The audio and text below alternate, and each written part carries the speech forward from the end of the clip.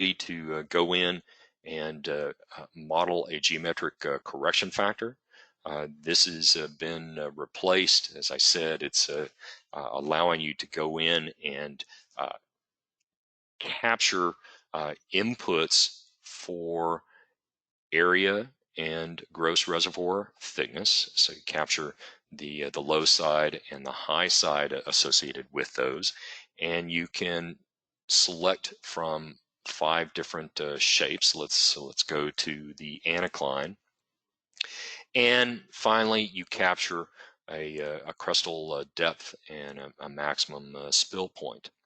And what we will do is we're going to run a Latin hypercube simulation of sampling the area and the thickness and converting the area into a hydrocarbon column height, so that we can compare for each sample, each trial, we'll compare the sampled hydrocarbon column height to the gross reservoir thickness and select the smaller in each trial of those 2 values, and then that will allow us to take a ratio whereby we can calculate the geometric correction factor appropriately for that particular instance of sampled values from the inputs.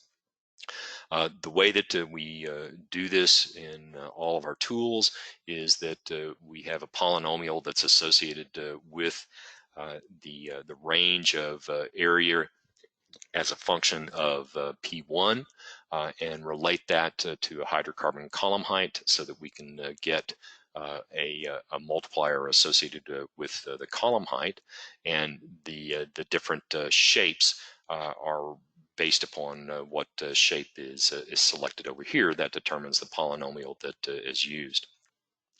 Then based upon that, once you've taken the smaller of the thickness and the hydrocarbon column height, that represents the gross pay.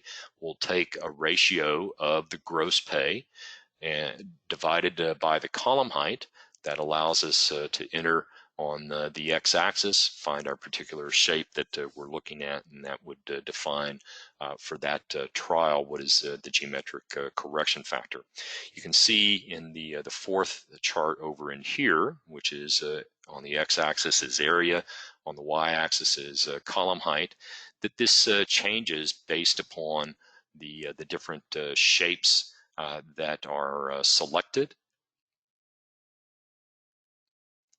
such that it is mimicking the chart on the left, this middle chart in here.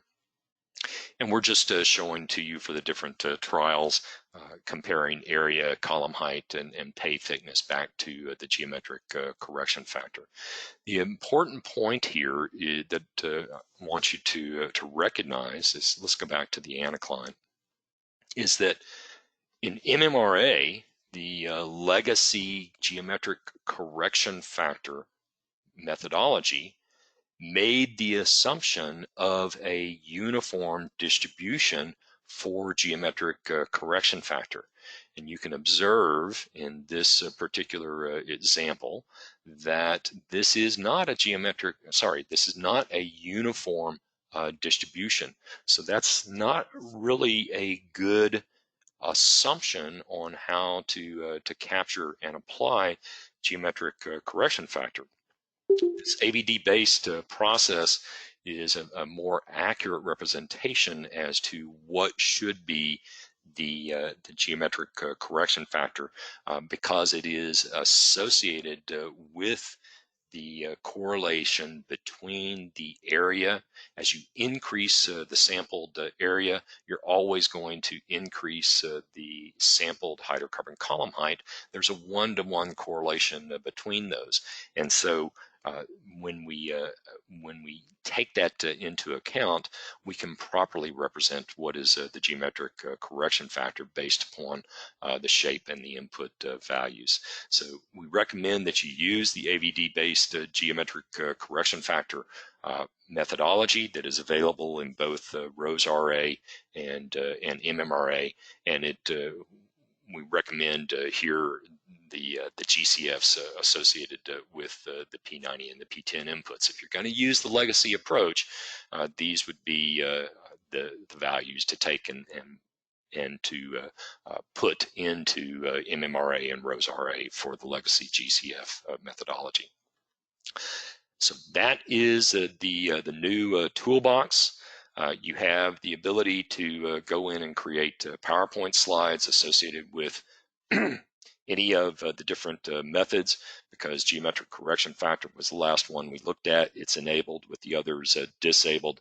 If you go back and you take a look at another example, then you could select from chance of success and select any of the different worksheets and build a PowerPoint presentation from those.